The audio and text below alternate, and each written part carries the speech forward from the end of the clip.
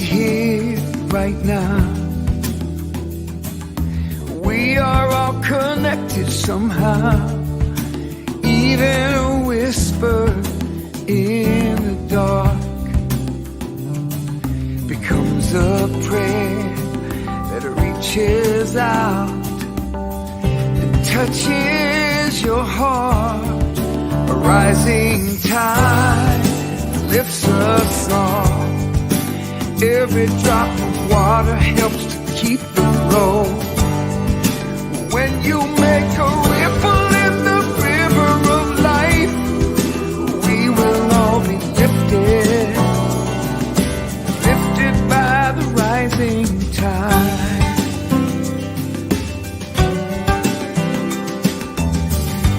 We all have dreams of a world where we can live in peace, and each act of kindness builds a bridge that leads us to the common ground beyond our differences. A rising tide lifts us all. Every drop of water helps to keep the flow. When you make a ripple in the river of life, we will all be lifted, lifted by the rising tide. I'm holding on to what I know that we can be. In a sea of possibility. Oh, rising tide lifts us all.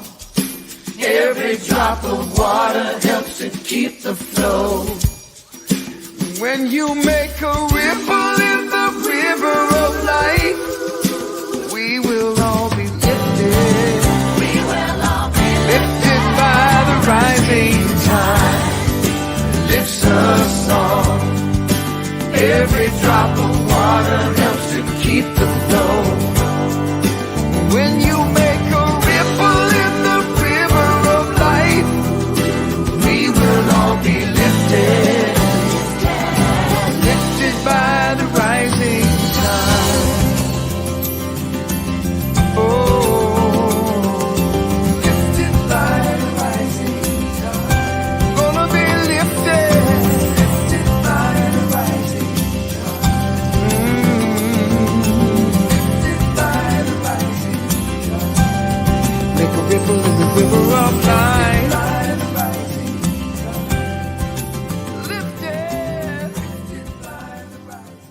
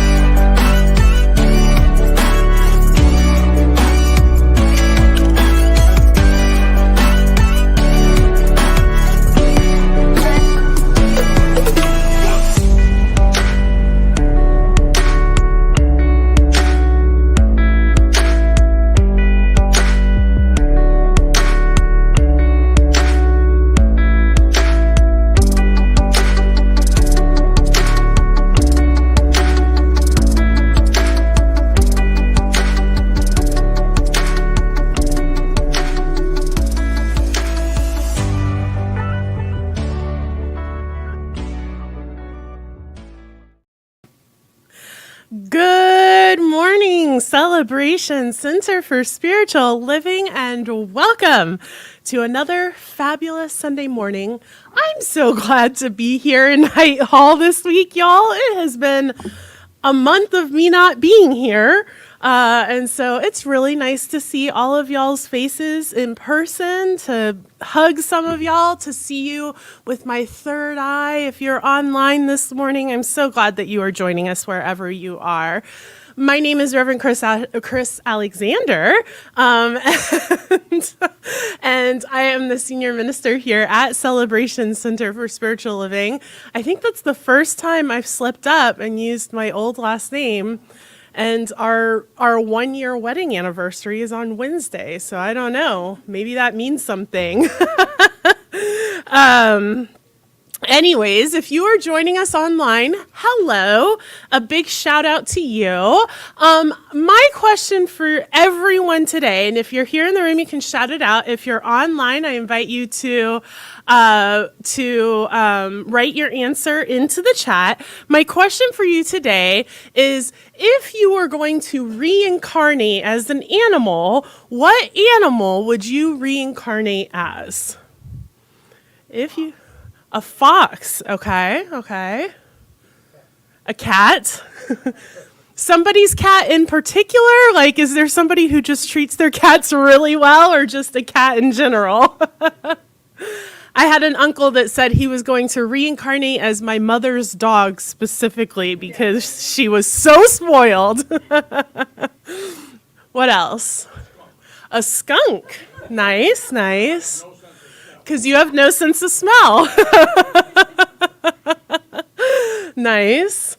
Mine would be an octopus. I love octopuses. Anyone online? Oh, a capybara. A capybara, Little Salem. Yes. The friendliest of the animal kingdom. Yes. I love it. All right, keep thinking about it. If you're online, still put it in the chat. I love this. And the reason I'm asking is because in Moana, her grandmother does indeed come back as a manta ray. She reincarnates as a manta ray. If you are here for the very first time, an extra special welcome to you this morning. We would love to get to know you more. Invite you to join our email list if you so choose. And there are a couple of different ways that you can do that. If you are tech savvy, you are welcome to scan this QR code. If you're in the room, it's over there, but if you're online, it's over here. Scan this QR code with your phone. You can also visit this website that's right down here. Or if you are in the room, you are welcome to, on the table to your left, are guest cards that you are welcome to fill out and drop in the basket as well. We're so grateful that you are here joining us this morning and that you chose to spend your time with Celebration Center.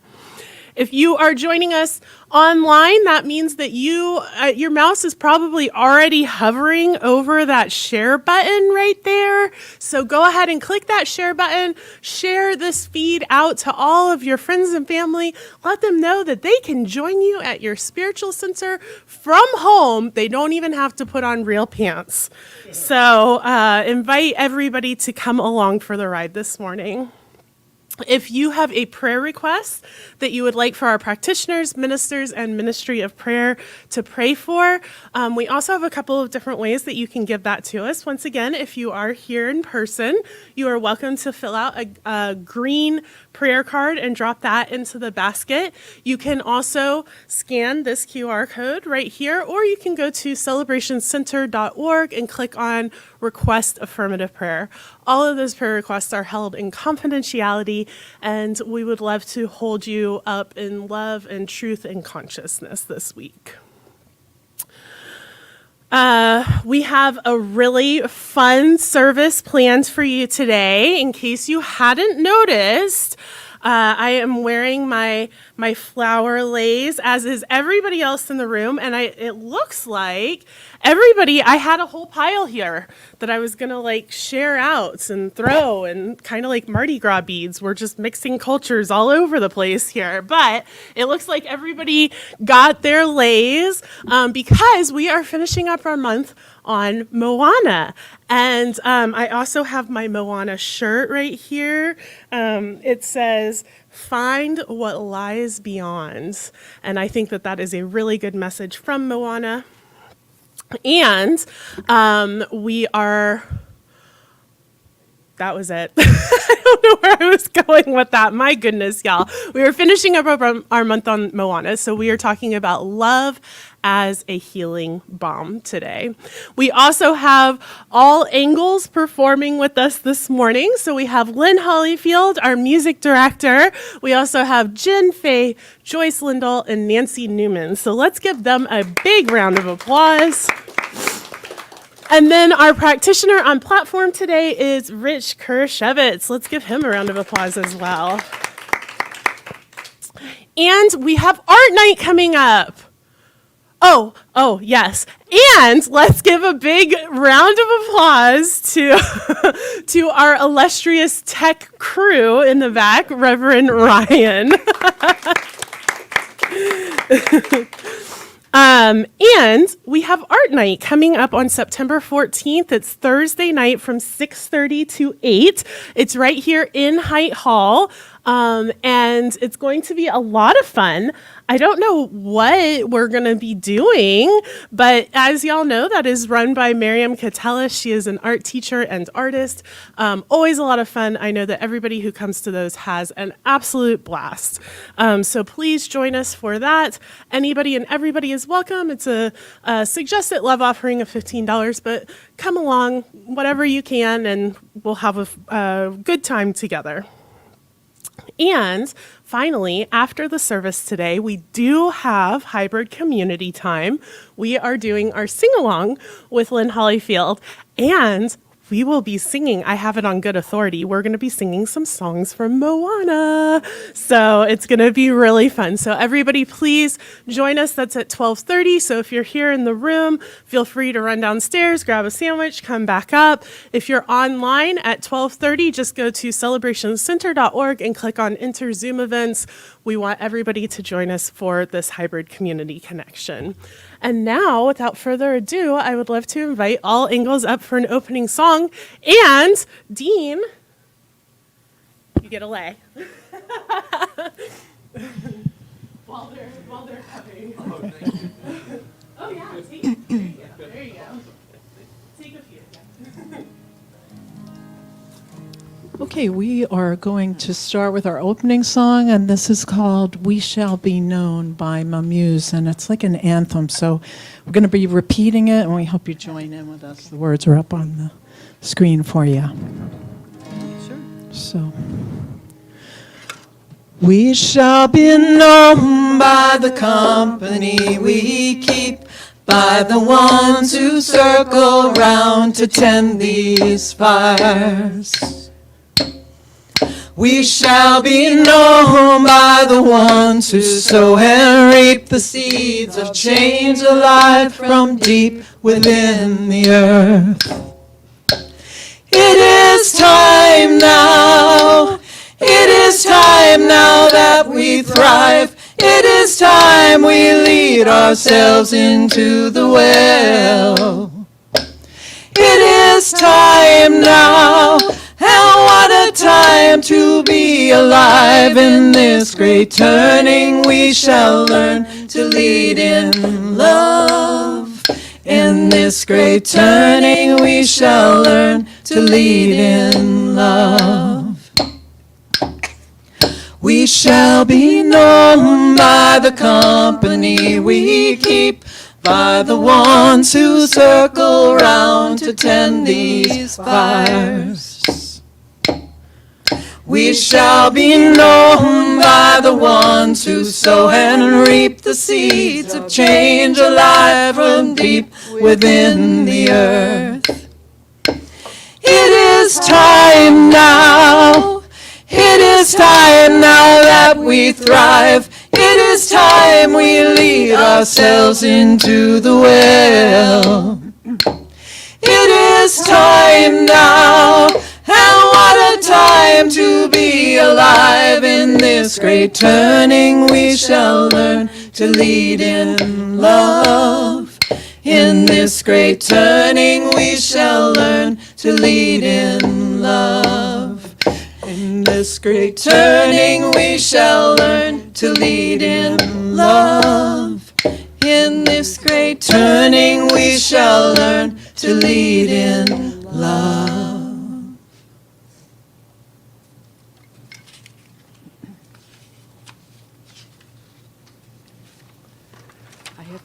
My name is Rich Kurashevitz, and I'm a licensed practitioner at this center.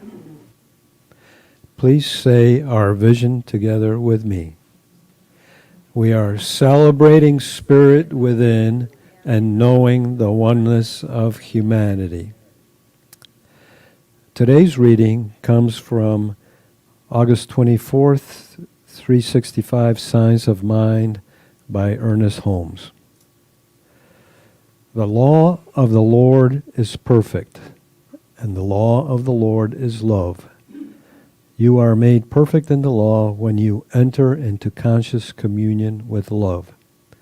It is only through love that the law can fulfill itself in your experience, because love harmonizes everything, unifies everything.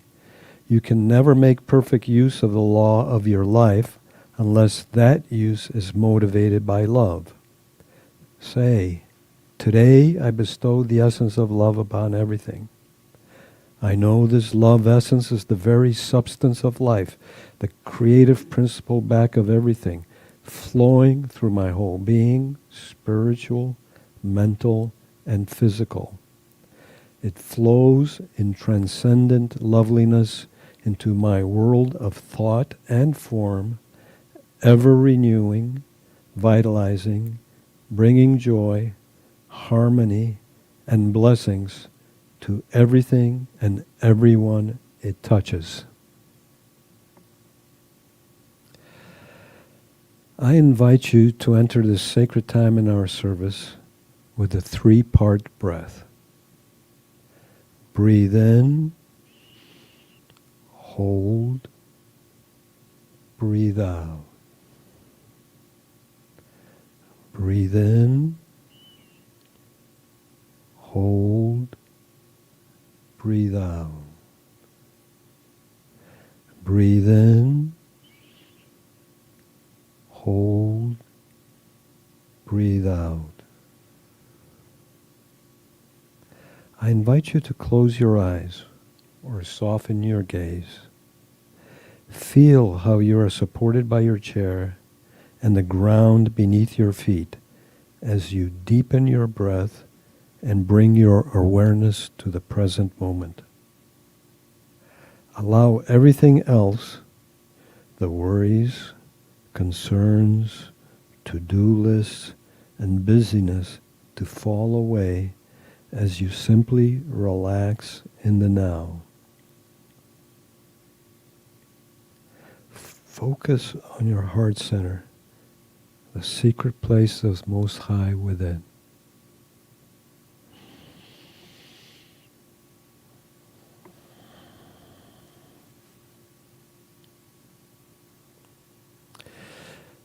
And so we pray. God is the one power, one presence, one mind, one life. God is all there is. God is omnipresent, omniscient, omnipotent. There is not God and something else. I am that I am. I and God are one. I am an individualized expression of God and in unity with the one power, one presence, one mind, and one life. I am perfect, whole, and complete. And just as I am perfect, whole, and complete, each and every one is perfect, whole, complete, eternal, and immortal. I declare that my word, spoken in faith into the law of the good, is the word of God.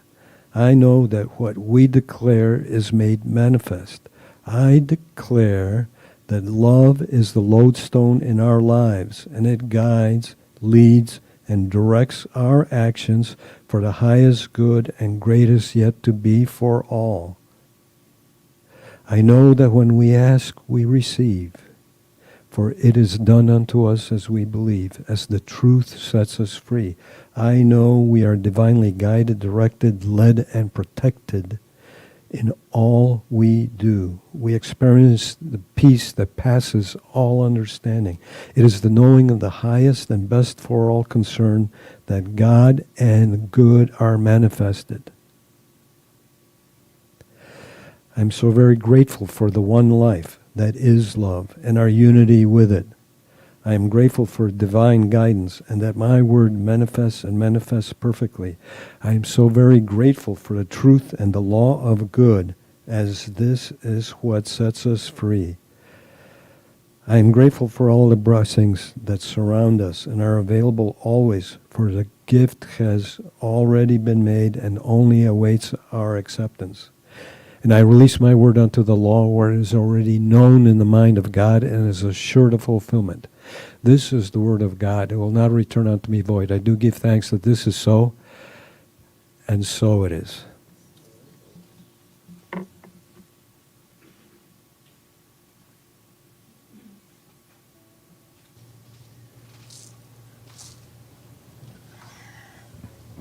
Okay, we are going to share a song by Michael Stillwater called Heart of the Mother.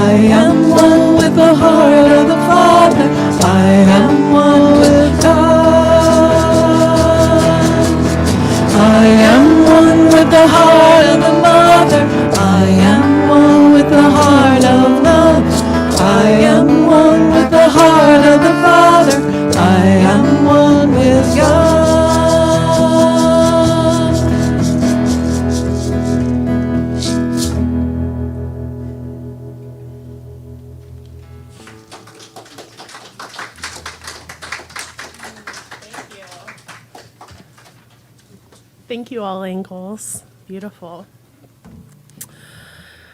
All right, y'all.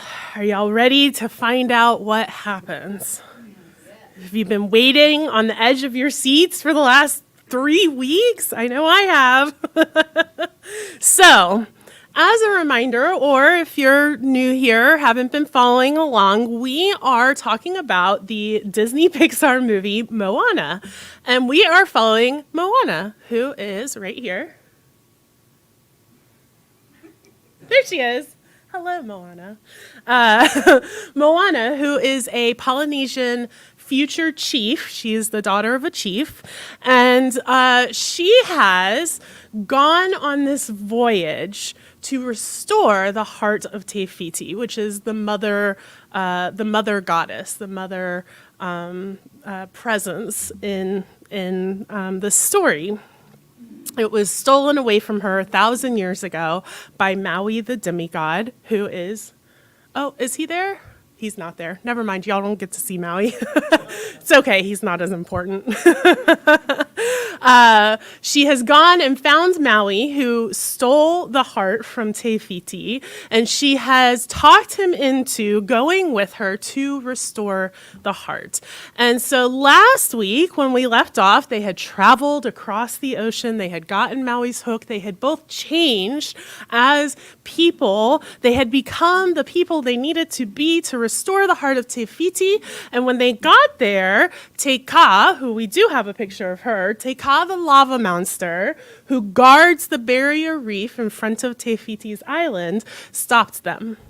And Te Ka and Maui hit, and Maui's hook was fractured, and the boat was flung back into the middle of the ocean, and all seemed to be lost. That is where we left our story last week, right?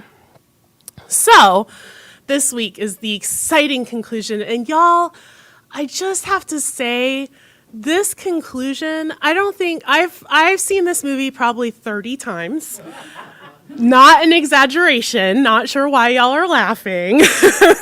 Maybe 40. I mean, this is my go-to. I just want to put something on and feel good, laugh a little, cry a little, all of that stuff. I don't think I've ever watched the end of this movie without crying. It is incredible. So all is lost. And when Moana wakes up, she's unconscious. When she wakes up, Maui is very angry at her because his hook is cracked. One more blow to the hook, and he believes he is no longer Maui, that the hook is what makes him the demigod that he is. So he leaves her.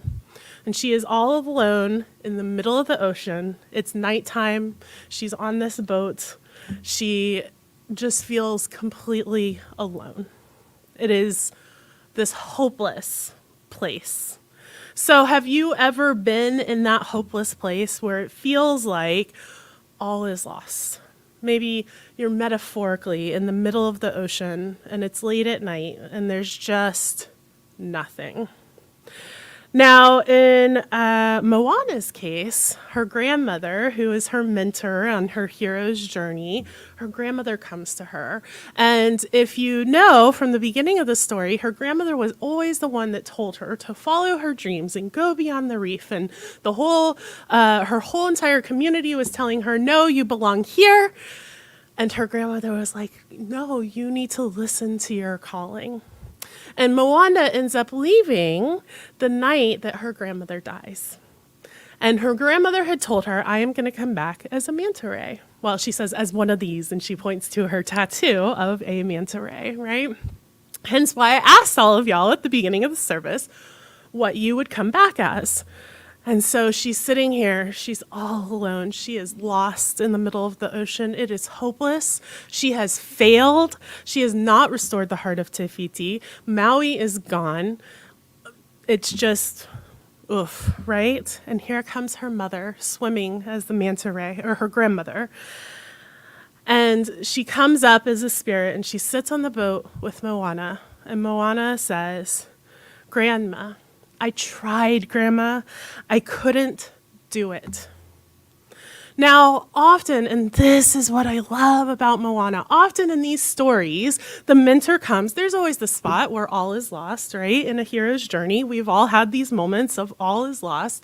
And somebody comes along and they say, oh, get up, get back up, try again. You can do it.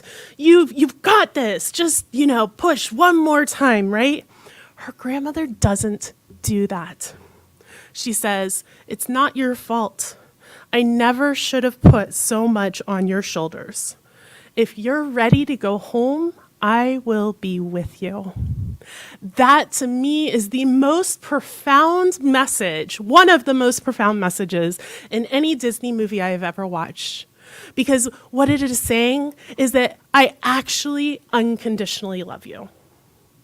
Whether you meet my expectations, whether you fulfill your purpose, whether you step up and become who everybody thinks you should be, whether you fail, whether you succeed, I love you, period.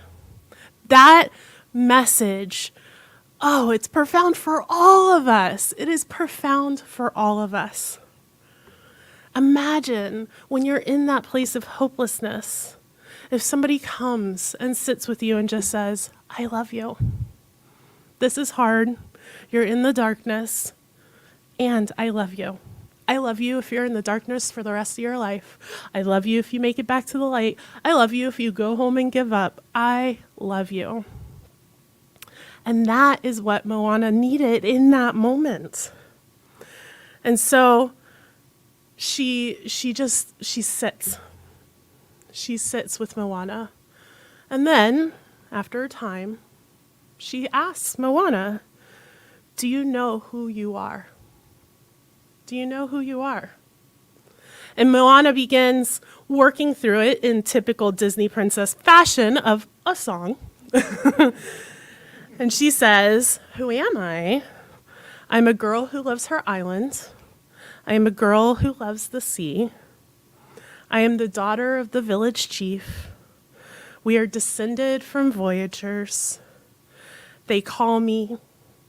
I've delivered us to where we are. I've journeyed farther. I am everything I've learned and more. And the ocean still calls me.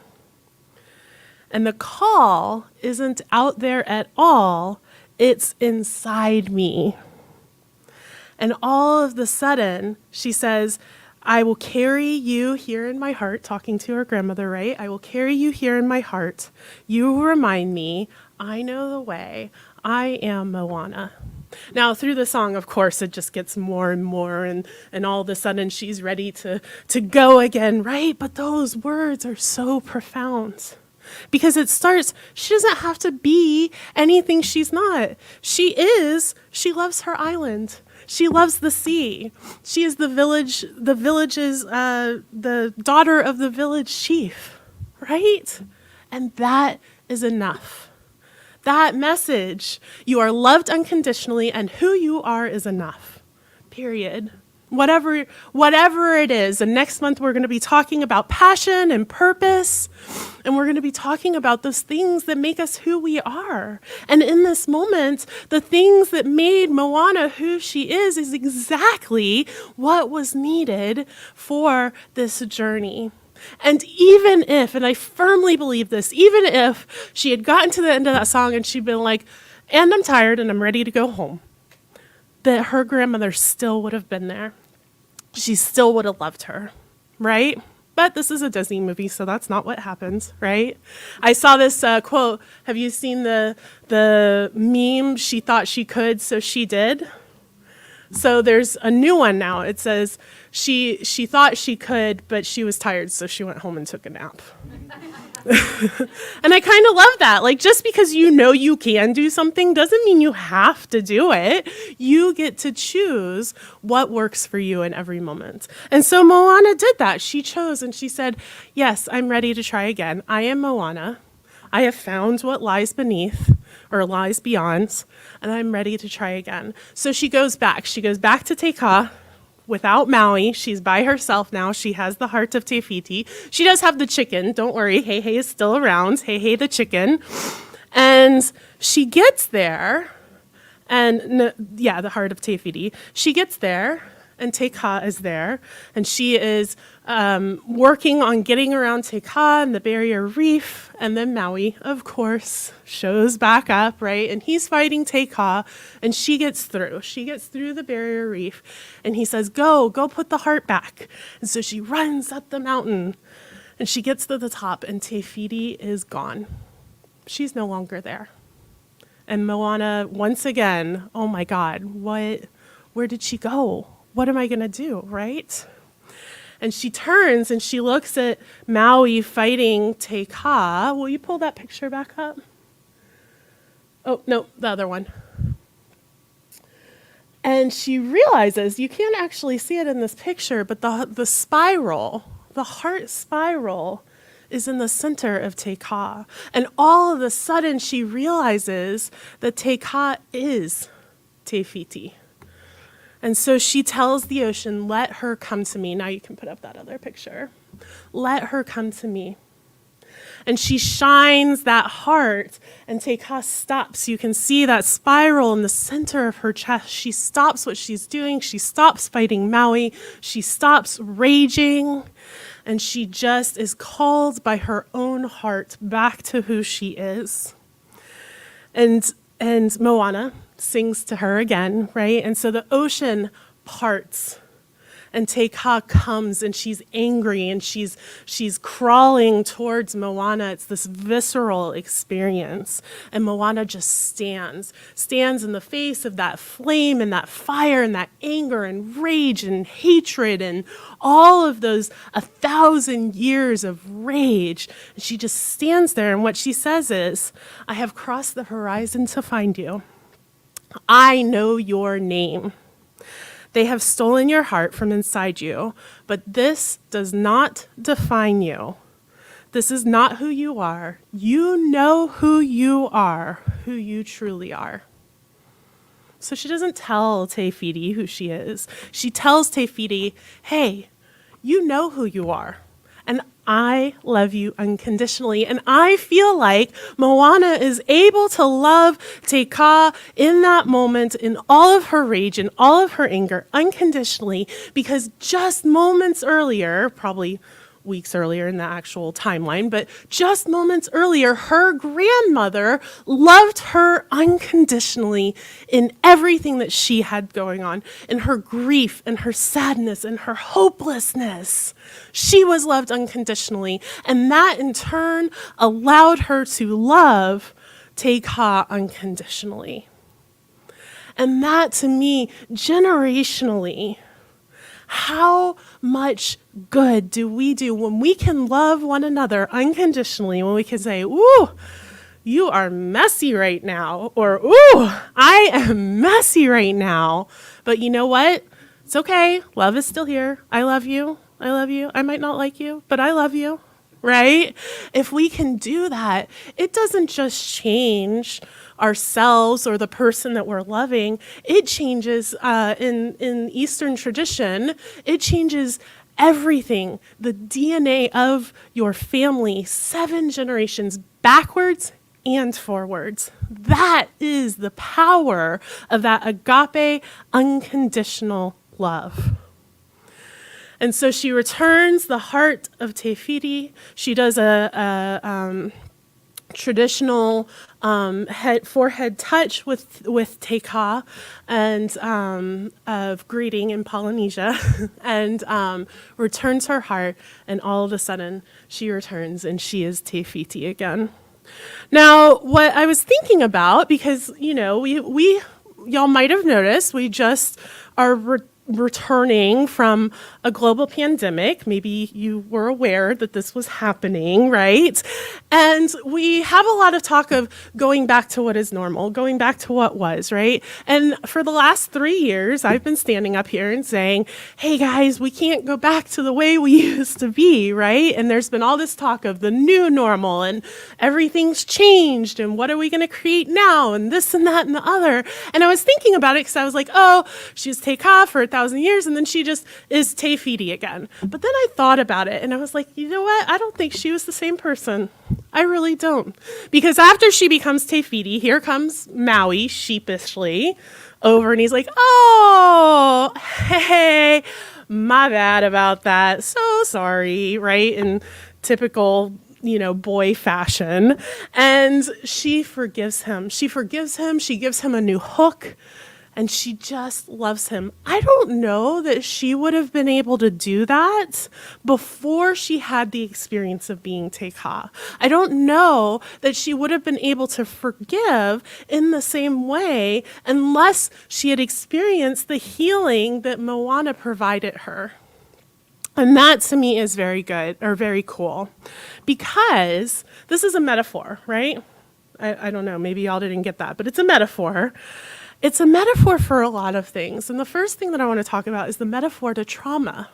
That when we have a traumatic event, it may only be a second in time, and yet that traumatic event changes us at the foundation of who we are. Teika doesn't have the same name as Tefiti. She's not the same person, right? And for 1,000 years, she rages as Teika. 1,000 years for one moment. One moment. And yet, so often when somebody has a traumatic event, whether it's individual or collective, are thinking, well, just get over it. It wasn't that bad. It was just one night. Or it happened 50 years ago in your childhood. Get over it. And yet, Teika wasn't able to get over it until somebody supported her and provided the framework of her healing. And that to me is so important, that we don't just heal with time. Time heals all wounds. I don't agree with that. Intention heals all wounds, and it takes time.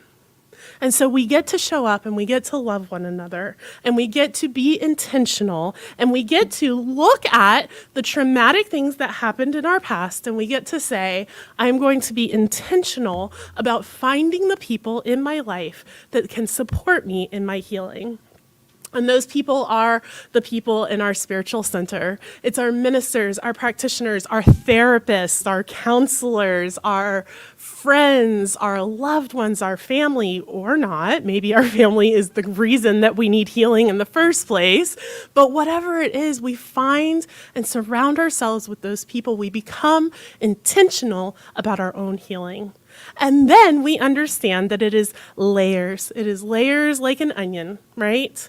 And we heal, and then here it comes around again, and we go, oh, my mother again? I thought that I had healed this.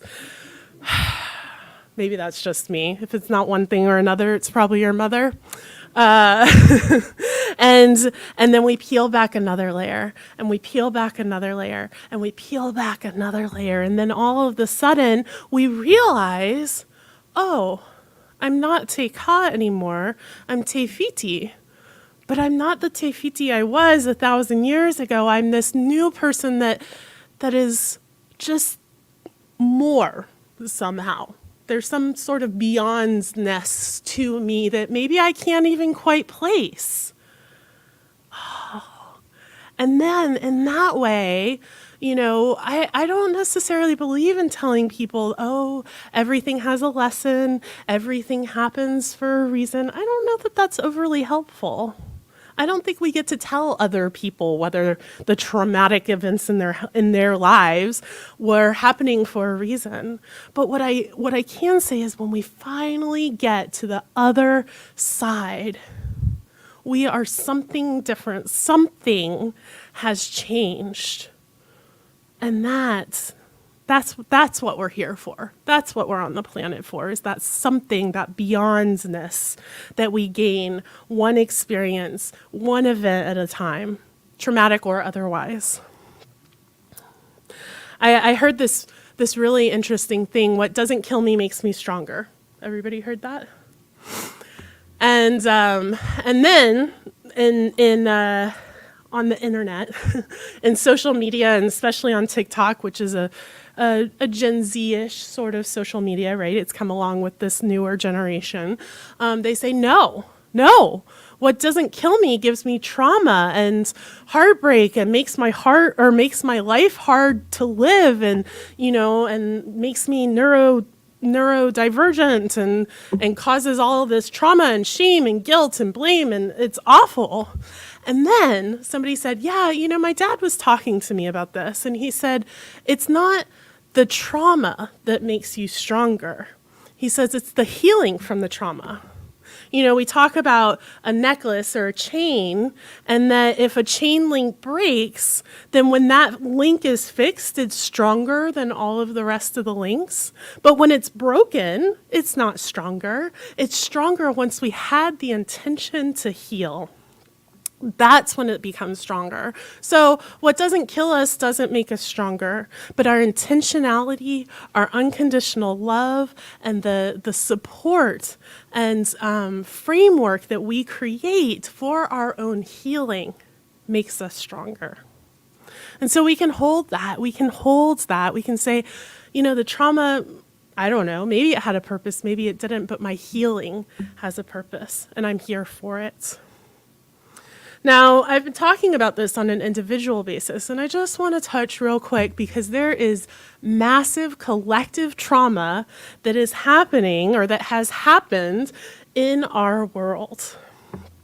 And I think often we forget how long things happened in a relation to how far away they are in history. So, we talk about, why are we still talking about slavery? That ended forever ago.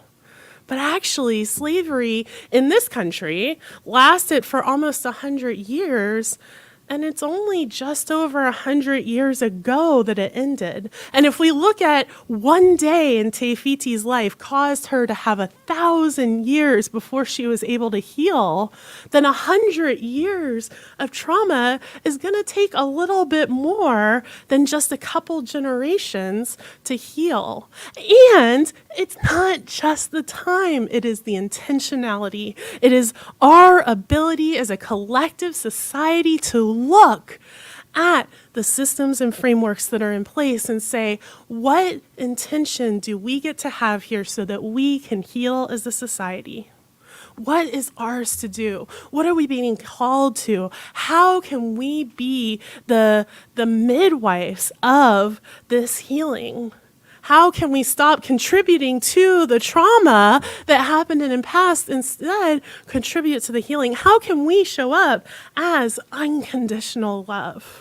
And we get to ask that question across the board. We get to ask it with colonization and the genocide of indigenous people in this country. We get to ask it when we look at the Holocaust, when we look at white supremacy and racism, when we look at patriarchy, when we look at homophobia and transphobia, when we look at what we've done to this planet and the trauma that we have inflicted on this Mother Earth, Tefiti. And isn't she burning right now? Isn't she raging? I looked up natural disasters. Natural disasters over the last 30 years. In 1980, the entire decade of the 1980s, there were 31 billion natural disaster events. 31. So like two of us could count it on our fingers and toes, right? In the 2010s, there were 128 billion natural disasters. And yes, this does adjust for inflation. So 31 to 128. Our planet has turned into Teika. And so it is our job to say, how do I get to be Moana to this planet? What is mine to do? How can I birth the healing from this collective trauma? That is the question that we get to ask. And so if Tefiti is Mother Earth and Maui is humanity, I believe that Moana is this new generation. And yes, we're going to help. We are, us millennials and Gen Xers and baby boomers and the silent generation and the great generation and everybody else. We get to help, and they're going to show us how to do it.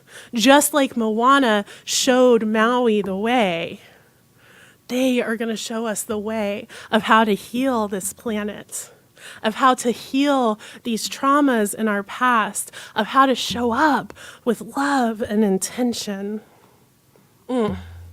Y'all, if you haven't seen this movie, go watch it. right? Because there's so much to learn. There's so much to learn about how to be the Moana of healing.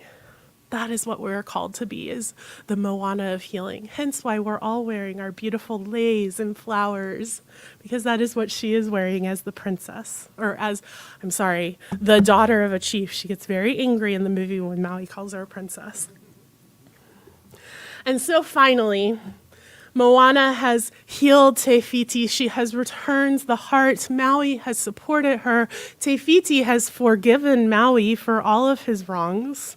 He barely acknowledges it, and in fact, he likes to think that she caused the issues. He doesn't apologize until after she's healed, and even then, he says, "Well, I took the heart, but then I was stuck on an island for 1,000 years." Oof! How often does the person who caused the trauma or the people that caused the trauma go, "Well, it wasn't that great for me either," right? So all of this happens. Moana gets a new boat, and she returns home. And her mother and father are noticing that all the flowers are returning to life, and there's food on the island again, and it's all good.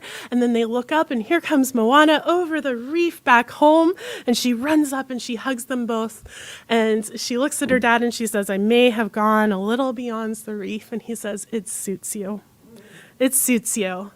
And she brings home her ability to wayfind, her ability to travel and explore and sail the ocean, to become a voyager again, just like her ancestors were, and yet new, right? It's something different. It is a return to, but beyond. A return to, but beyond. And so she teaches her entire tribe, and they pull all the boats out. And the final scene is her village of people coming along and sailing together, and she's showing them how to sail, and she has become that leader that she was being called to be in a different way than what her village thought it was going to be. And the final scene is all of them in their boat sailing along next to their ancestors. And to me, it's this reminder that our ancestors are just loving us, that we are not what they were. We are something beyond. And yet I think they look at us and they go, "Oh, we're doing really good, guys. Wow, we still got some stuff to fix, but we're doing really good. And I love you unconditionally." And in that way, that unconditional love, isn't that the healing balm? So I invite you to love unconditionally, love extravagantly, to remind yourself of the unconditional love of your ancestors. And if you have a family that does not show and support unconditional love, just go back a whole bunch of generations. At some point, your ancestors really love you unconditionally. Just go find those people. Maybe you got to go back a few hundred years. It's okay, right? Find those people that love you unconditionally. Find those frameworks, those systems that support you in healing your own trauma, your own stuff, so that then we can come together and we can heal all that is there to heal. We can be the Moanas of our lives. Thank y'all. And now I'd like to invite our lovely All Angles back up. Okay, we are going to share a song by Pat Wichter. It's called Love is the Water, and you can also find this by the group Brother Sun. You say your heart's been turned to stone. You say you wanna be left alone. You say love only made you weep and moan. Well, let me tell you something that you know in your bones. Love is the water that wears down the rock. Love is the water that wears down the rock. Love is the power that won't be stopped. Love is the water that wears down the rock. You say your soul's like a dry riverbed, waiting for the water. Long ago you said you better pray all night for the rain instead. Love comes like a tidal wave over your head. Love is the water that wears down the rock. Love is the water that wears down the rock. Love is the power that won't be stopped. Love is the water that wears down the rock. You say waiting for love takes too long. It dulls a sharp mind and weakens a strong. Well, you may be right, but you may be wrong. 'Cause love can make a mountain come tumbling down. Love is the water that wears down the rock. Love is the water that wears down the rock. Love is the power that won't be stopped. Love is the water that wears down the rock. The river washes over every woman and man. Feet in the gravel and mud in your hands. Nothing can stand against love's command. Every boulder turns into a grain of sand. Love is the water that wears down the rock. Love is the water that wears down the rock. Love is the power that won't be stopped. Love is the water that wears down the rock. Yeah, love is the water that wears down the rock. Love is the water that wears down the rock. Love is the power that won't be stopped. Love is the water that wears down the rock.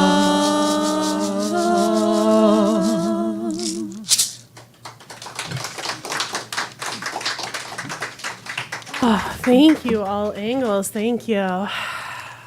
So this is the time in our service for our gifts and our offerings.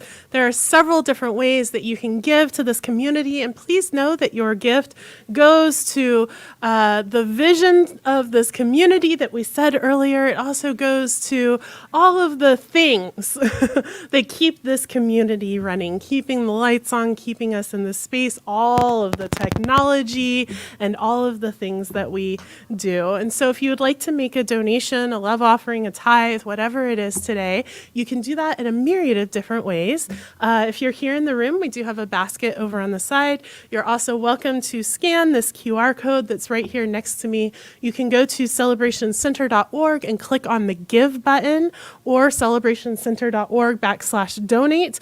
And if you go to our website, celebrationcenter.org, you will also see our physical address and things like that if you would like to mail a gift to us.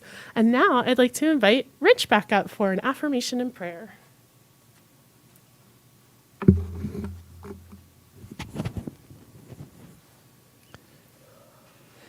Join me in saying our offertory affirmation together aloud. Divine love, as me, blesses and multiplies all that I am, all that I have, all that I give, and all that I receive. We now bless all the gifts that are donated now or coming into the center, as we know they are given from the Spirit and love within, as we practice the law of circulation. Money is energy. We express gratitude for this flow of energy of good that is motivated by love and spirit within. These gifts come into the center and go back out to benefit the community, and then come back to us multiplied as good is multiplied. I give thanks that this is so, and so it is.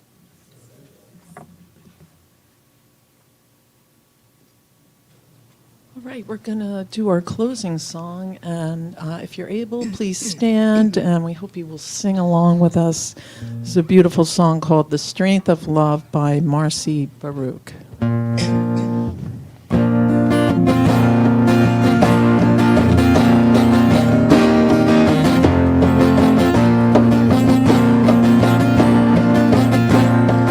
I am born from the strength of love. I am born from the strength of love. All that I am today, all that I bring today, I know that it is enough. I am born from the strength of love. I am breathing the strength of love. I am breathing the strength of love. Now in this holy air, every thought is a prayer. May we be lifted up. I am breathing the strength of love. I am blessing the strength of love. I am blessing the strength of love. I'll bring it forth today, sending it on its way out to the hills above. I am blessing the strength of love. We are blessing the strength of you and I. We are blessing the strength of love.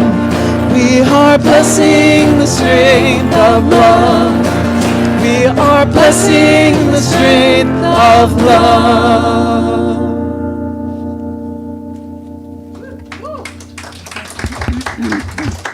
Thank you, all angles. Beautiful, beautiful music.